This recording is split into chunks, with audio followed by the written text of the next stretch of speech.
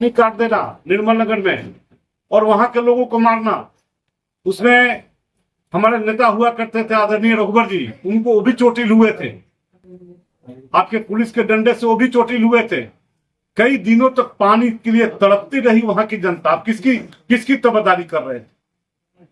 आप जब एसपी से हटे, टेल्को कंपनी का आप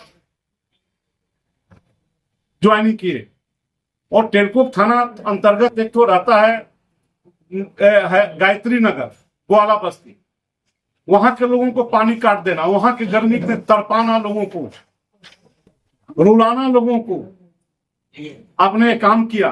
जब आप ऑफिसर थे टेल्को में तो वहां के जो बोनस 15-15 हजार रुपया करा करके जो समय 40-45 हजार रुपया होता है, आप उसका हक मारे मजदूरों का।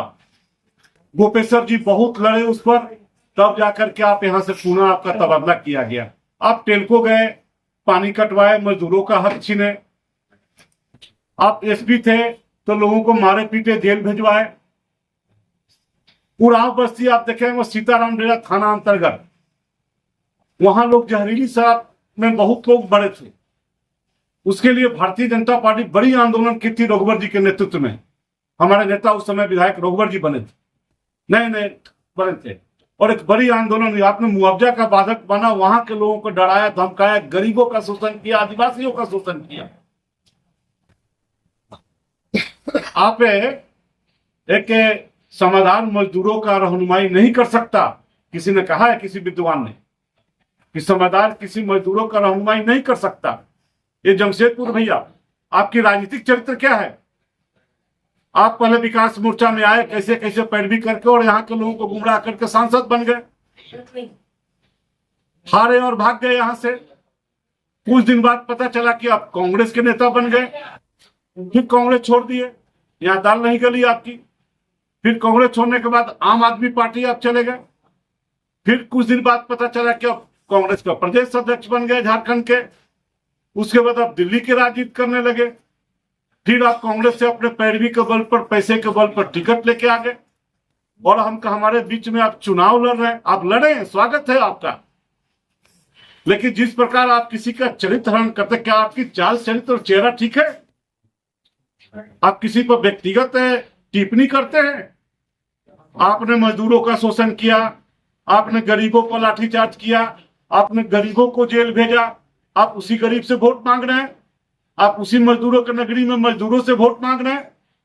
भैया ये दिल्ली बॉम्बे नहीं है, ये जमशेदपुर है। यहाँ के फौलादी लोग हैं, आपको सम्मान भी देंगे तो आपको सजा भी देते हैं। आपको सांसद बनाए यहाँ के लोगों ने, आपके झूठ साठ के झांसे में आकर के। आप कहाँ चले गए थे? आप कहाँ थे? चेहरा देखिए, रोज रोज 2-4 को आदमी उनका पहले फेस का पॉलिश होता है।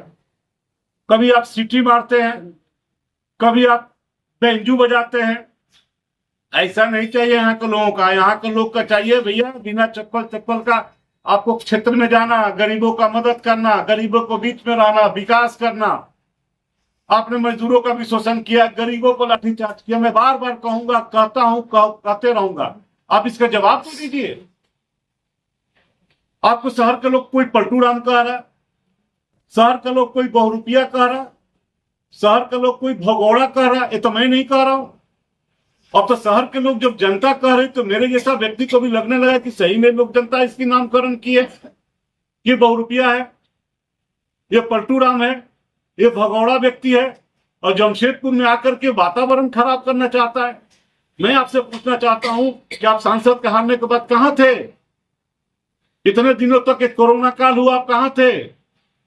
यहाँ के 12-10 साल के बीच में आप कहां दिखाई दिए? कहीं फोटो तो दिखाइए।